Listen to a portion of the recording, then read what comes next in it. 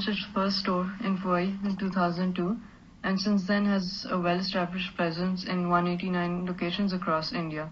By working with low-cost dairy products and selling them below the maximum retail price, it is able to offer customers with the best prices. Using the current Phil's business model, DMart has become the first retailer crossing the billion-dollar revenue mark, but could now possibly face pressure from investors to expand further, which means possibly adopting a new business model and new strategies. Hi, my name is Purva and I would be discussing about the situation analysis of DMart. So we did a SWOT analysis and found out the following strengths, weaknesses, opportunities and threats.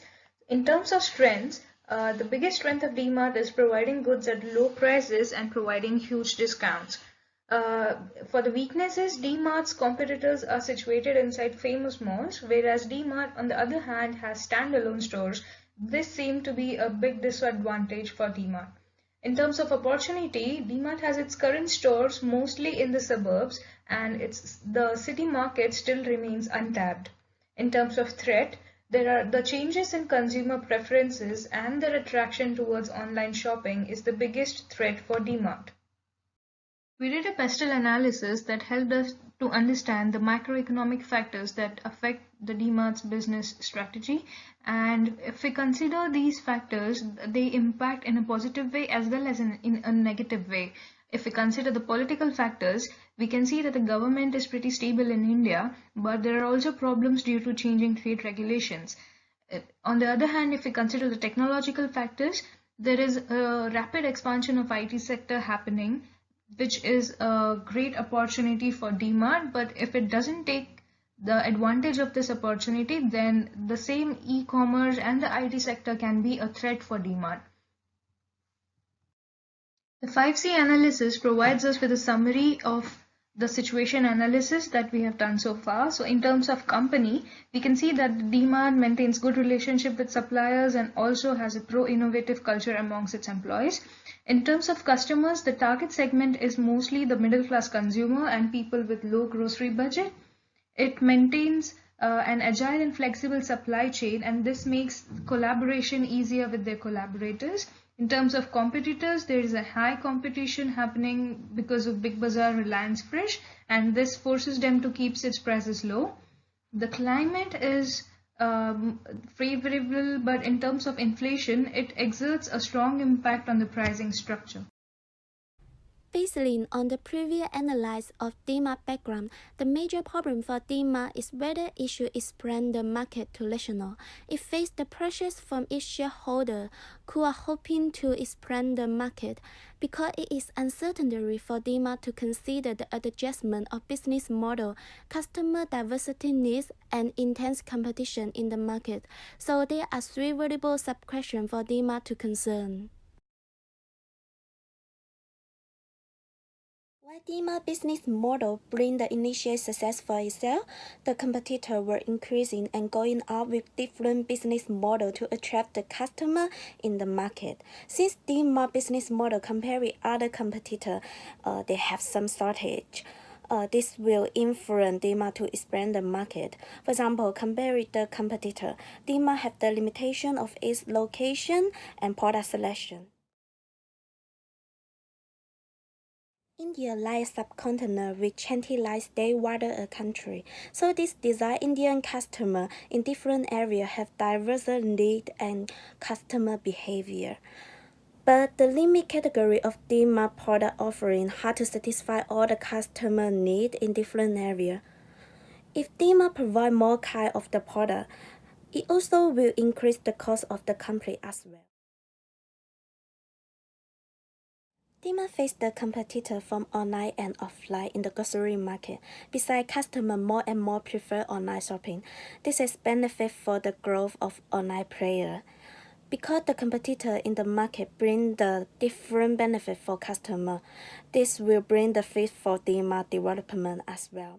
In regards to the first sub-problem, DMart should continue with their current ownership business model as it has driven them to success and is continuing to do so. Their core competency lies in their business model and is what makes them unique and stand out compared to the competitors. By continuing their model of working with limited products, they can be differentiated with their competitors and use it to their advantage. They can also continue to attract consumers with their low prices. For the second sub-problem, in order to successfully expand in the market, Dmart needs to adapt to different cultures and be culturally sensitive. Their products need to be tailored to local values and preferences to make them more appealing in the host market. Dmart follows the philosophy, give them what they want. So they should continue to apply the philosophy and create products and services based on the observations of shoppers at the chosen market. For the final sub-problem, in order to overcome threats of competitors, Dmart should consider going into foreign direct investment through joint venture or wholly owned. Joint venture would be the best mode of entry for Dmart, as Demeanor has built a chain of networks through his good relationships with the suppliers, specifically in China. So Dmart could use it to their advantage and find a suitable partnership in China to help assist them in entering the Chinese market. Dmart should also consider launching an e-commerce platform, as it has become a steadfast growing demand in India. This would be beneficial for Dmart, as it will expand customer accessibility both online and offline, which will generate more sales and customer awareness of the brand. Not only will it be beneficial to Dmart, but also their consumers and the economy. In this section, each of the above-mentioned strategy will be evaluated to decide which one of these would be best suited to Dmart. The first part, continue to implement the current business model, is stable and risk-free move. Their business model has its unique part. For example, Dmart follow a store ownership model. It means they save a rental cost, which is good for their long-term development. In addition, Dmart provides a limited range products and simple layout. This shows that they incline to provide simple and efficient shopping environment to their customer.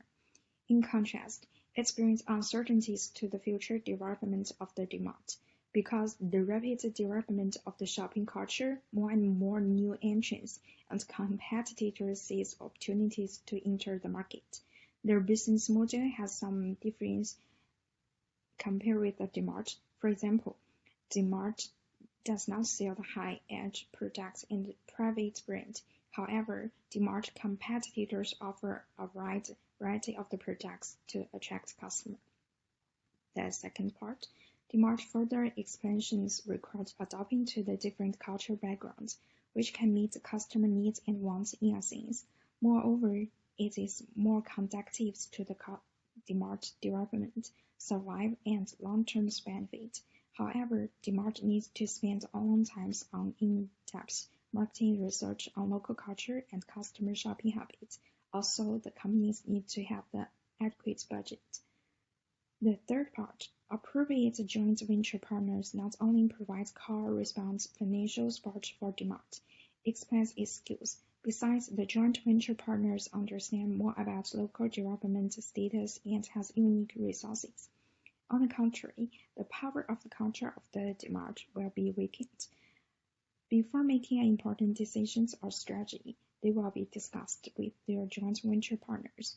It's possible to increase the difficulties of the management and post-opportunity. In my recommendation, Dmart needs to enough marketing research, whether it's in Indian market or overseas market. India has a large territory and different religious beliefs, and India is a country that very care about the religious beliefs. Market research can make sure Dmart to for meeting the needs of different consumers and avoid the oversupply caused by cultural difference. At the same time, if Dmart wants to enter the overseas market, marketing research can help it cater to a consumer preference in a completely different cultural background. However, it is worth nothing that if Dmart wants to enter the overseas market as an Indian brand, it is need to increase the education and advertising for consumer. If it wants to make an overseas consumer for accept it, it is different to give the specific budget for this part of the expanding, because the input cost of Dmart is different according to a different situation.